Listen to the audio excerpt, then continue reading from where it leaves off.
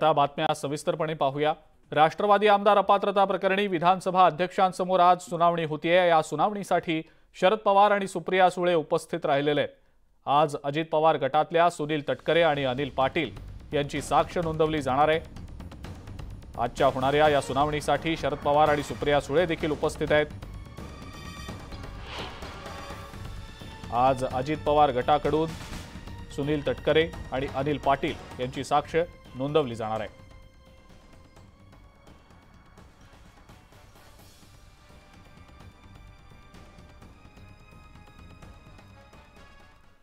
अधिक माहिती या संदर्भातली आपण जाणून घेणार आहोत। प्रणाली कापसे आपल्या प्रतिनिधी आपल्या सोबत आहेत सध्या। प्रणाली, राष्ट्रवादीच्या आमदार अपात्रता सुनावणीच्या अनुषंगाने आज शरद पवार आणि सुप्रिया सुळे देखील उपस्थित राहिल्याचं समजतंय। काय नेमकी याबद्दलची माहिती? आताच 10 मिनिटापूर्वी शरद पवार हे या ठिकाणी विधान भवनामध्ये सुनावणीसाठी हजर झालेले आहेत। आज आपण जर बघितलं तर राष्ट्रवादीचे आमदार अपात्रता सुनावणी जी सुरू आहे त्याच्यामध्ये सुनील तटकरे आणि अनिल पाटील जे की अजित पवार गटाचे आमदार आणि खासदार आहे यांची साक्ष आणि उलट तपासणी घेतली जाणार आहे आणि त्यासाठी म्हणून हे दोघेही नेते उपस्थित झालेले आहेत।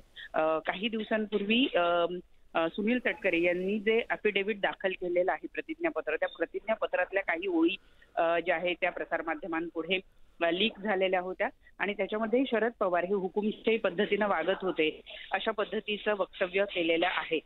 कुठेतरी आज जे साक्षीदार साक्ष नोंदवण्यासाठी आलेले आहेत त्याच्यामध्ये सुनील तटकरे आहेत आणि त्यामुळे समोरच्या बाकावर तिथे प्रेक्षकांमध्ये प्रेक्षक नाही म्हणता येणार, या सुनावणीशी संबंधित जे लोक आहेत ते समोर उपस्थित राहू शकतात आणि त्या ठिकाणी आज शरद पवार उपस्थित असतील आणि जी चौकट आहे तिथं सुनील तटकरे बसलेले असतील, साक्ष त्यांची आज नोंदवली जाईल। त्यावेळेला या सगळ्या प्रश्नांबद्दल आज शरद पवार गटाचे वकील नक्कीच त्यांची उलट तपासणी घेतील आणि ही उलट तपासणी सुरू असताना सुनील तटकरेंनी जे शब्द अफिडेव्हिटमध्ये लिहिलेले आहेत की शरद पवार हे हुकुमशाही पद्धतीने वागत होते, ते सगळे निर्णय परस्पर घेत होते, या सगळ्यांचा पुनरुच्चार आज सुनील तटकरे करतात का हे बघणं महत्वाचं ठरणार आहे। अनिल पाटील जे की प्रतोद आहेत अजित पवार गटाचे, त्यांची सुद्धा साक्ष नोंदवली जाणार आहे। पण मुख्य जर आपण बघितलं तर सुनील तटकरे हे प्रदेश अध्यक्ष आहे अजित पवार गटाचे आणि आज स्वतः शरद पवार समोर उपस्थित असतील, त्यांच्या समोर साक्ष नोंदवताना सुनील तटकरे यांचे शब्द अडखडतात का की ते तितक्याच कॉन्फिडेंटली उत्तर देतात? कारण ही सगळी साक्ष कायद्यासमोर नोंदवली जाणार आहे, गरज पडल्यास ती सर्वोच्च न्यायालयापुढे सुद्धा दाखवावी लागणार आहे। त्यामुळे आज नेमकं काय होतं हे बघणं खूप महत्वाचं ठरणार आहे।